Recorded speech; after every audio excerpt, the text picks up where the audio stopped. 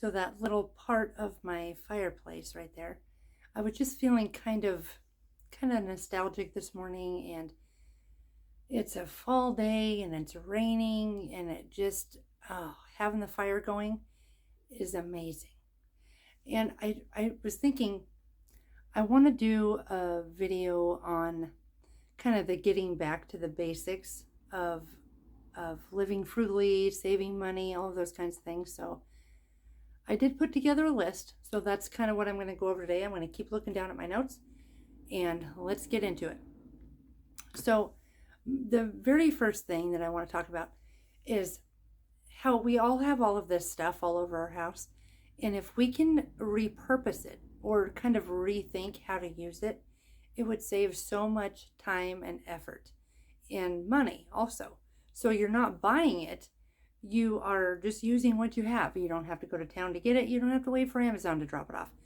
You have some of it. You have maybe what you need for this project or that thing. And you don't really need to replace the thing. Maybe look around your house and see what you have that you could use for this particular item. We just made a pantry for our winter pantry, extra food and those kinds of things for power outages and whatnot.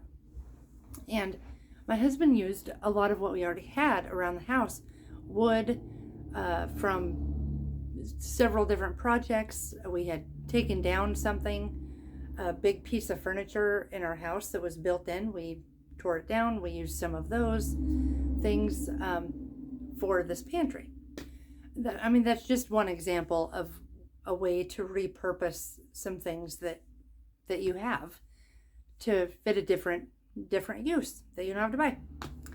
And another one is not washing your clothes so often, because, for example, I wear a uniform at work. So whenever I come home, I do one of two things. I either get into my pajamas because I don't get home till later in the day, or if we're going to go out to dinner, or we're going to go with somebody somewhere, we're going to go whatever, I will put on a whole outfit. But when I get home, I don't just throw that stuff in the wash. I'll hang it back up. Unless, of course, I get something on my shirt or whatever, which, tends to happen sometimes.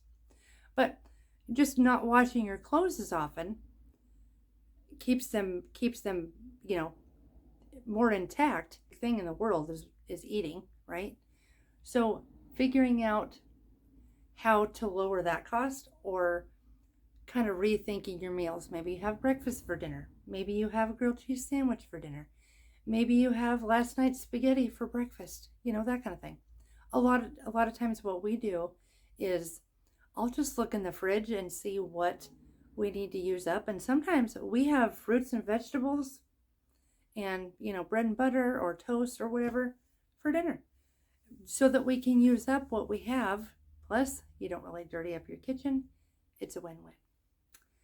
The next thing kind of goes along with that is the cooking at home, because groceries, it's not only the public that's paying a lot for groceries, it's also restaurants and any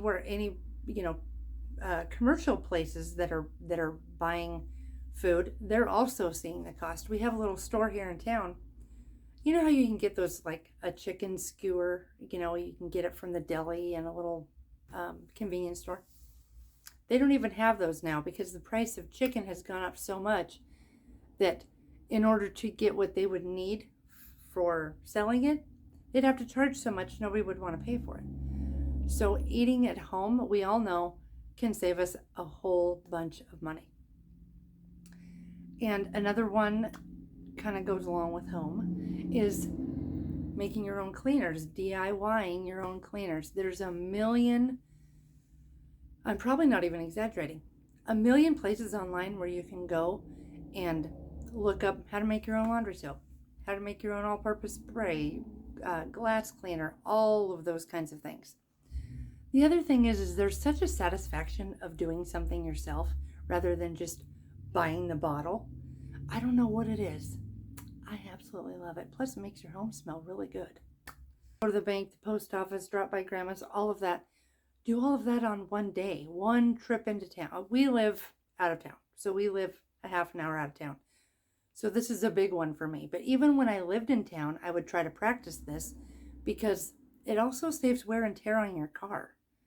Town driving is very, very hectic on your car, and it takes a toll. It makes your car age a lot faster. So if you can do a lot of those stop and goes in a shorter amount of time and you're not doing them as often, you're really going to make that car last a lot longer. So what we do is, for the most part, we only spend money once a week. Like I said, we do all of our errands on that one day a week. But that also includes shopping on Amazon or any kind of internet shopping. We seriously spend money once a week. Now, I know there's a lot of places out there, or a lot of people out there, that talk about a no spend month or a no spend week or no spend day. Try doing that and just seeing how much money you save in doing that, and just see how long you can go. See, I love doing that kind of stuff just to kind of challenge myself, but it would be a really good exercise for anybody to do, whether it's a day or a week or a month. Yeah, it would be a good one. There's a lot of them out there that are really, really fun. I wrote down stick to a budget, but I say the word budget loosely. I'm more of a spending plan kind of a person. I don't stick to a strict budget because I won't stick to a strict budget, and I know that. So I do more of a spending plan. But the important part is that you know where your money's going, how much is coming in. Those are the important parts. And then you use that money intentionally. Every one of your dollars has a mission. That's important. It's a big deal. You got to know how much you got coming in. You got to know how much you got going out. And once you get that under control, you can on purpose send all of those, little soldiers out to do a specific, then knowing that you have some money in the bank as a backup. Now, if you don't have an emergency fund, getting one in place, even if it's, $5 a week, $5, whatever, putting it in every single week, every single time you get paid, every month, whatever, figure out how much you can allocate to your emergency fund, and put it in intentionally every single week. Come hell or high water, whatever else is going on, you're putting that money in there. That is it gives you such a sense of peace. It's amazing. It's November whenever I'm recording this. And so we're right in the thick of the holiday season. And rethinking our traditions that we have, rethinking the way we do gift giving this year for Christmas, we decided that we're going to draw names instead of all of us buying for everybody. Because it gets very expensive. And as our family is growing, it's becoming more important that we have kind of a plan in place. We save for Christmas all year through a sinking fund. However, a lot of times you're not in a position where you can do that because we're in this weird time in the last, year and a half, 2 years. Not everybody's in the position to be able to do that. So we decided, we're going to take a lot of the stress out of it, a lot of the, spending a ton of money out of it. And we are going to just do, we're just going to draw names. So maybe that's something you do. Or maybe instead of going to 3 different houses on Christmas morning, you decide you're going to go to Grandma's house, Christmas Eve, and maybe everybody comes to you. I don't know. You just rethink those traditions and make them. This one is very important, and that is always examining what your wants are versus what your needs are. Looking at your budget spending plan and seeing exactly what's on there that maybe you don't really need anymore. Maybe you signed up for Hulu a couple months ago and you've never watched it once. That would be a great thing to kick, $13, $15 a month, whatever it happens to be, straight into your savings account because you've been paying for it this whole time, the last couple of months. So it's already kind of in your spending plan budget. So take that money and put it directly into your savings account, just like it's a bill, because it was a bill.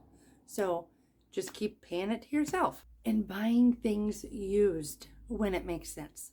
For example, a vehicle right now, although used vehicles right now are pretty up there, but that's okay because it is cheaper than a new one.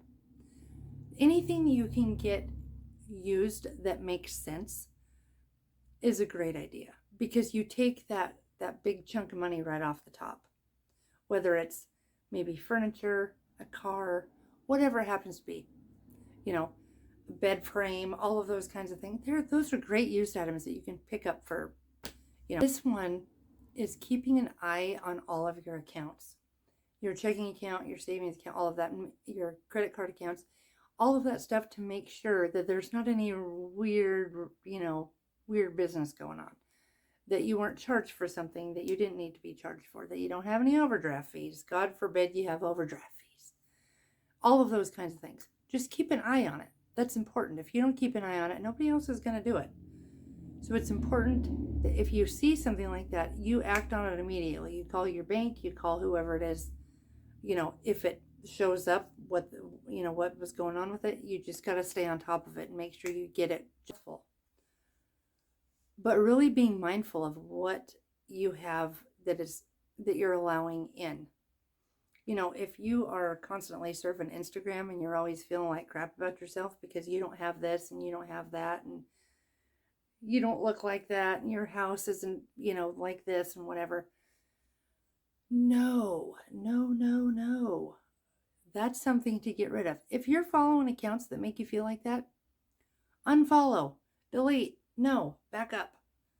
Get rid of that kind of crap. You don't need it. For one thing, they don't have your life and you don't have theirs. You have your very own thing that you're doing, and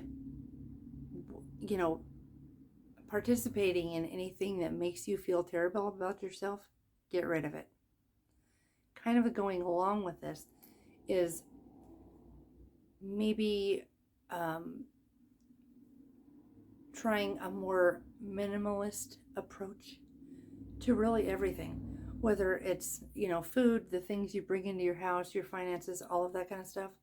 You guys, trying to keep that mindset with darn near everything has legitimately changed the way I look at everything.